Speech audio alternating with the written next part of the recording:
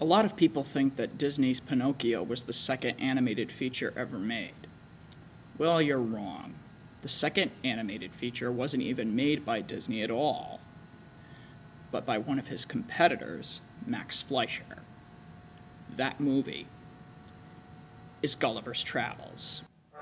Gulliver's Travels, based on the immortal tale by Jonathan Swift, tells the story of a sailor who gets shipwrecked and washed up on shore. Unbeknownst to him, it is inhabited by people the size of ants. They mistake him for a monster, but soon he wins them over and becomes their protector against a rival king and his impending war. Max Fleischer and his son Dave had wanted to produce a full-length animated feature after their success of creating Popeye and Betty Boop. Their distributor, Paramount Pictures, said no. When Walt Disney's Snow White and the Seven Dwarfs turned a profit, Paramount knew that a full-length Technicolor animated feature would bring in big bucks. The studio offered the Fleischers to build an animation studio in Miami, Florida. Development began while the studio was being built. It opened in the fall of 1938.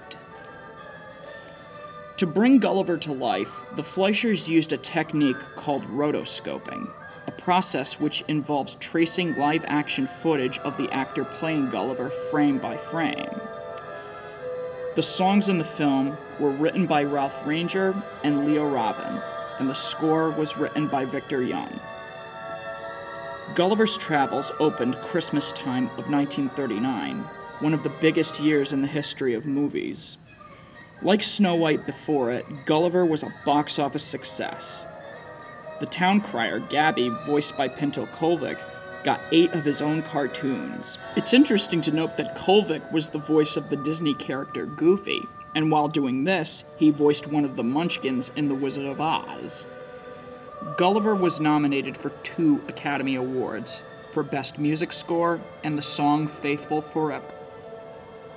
Both lost to The Wizard of Oz.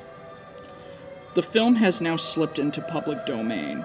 Just recently, Gulliver was released on Blu-ray. However, the movie is presented in a stretched and cropped 1.7:1 format. In addition, removed Gabby's first appearance in the film. This is a disgrace to art.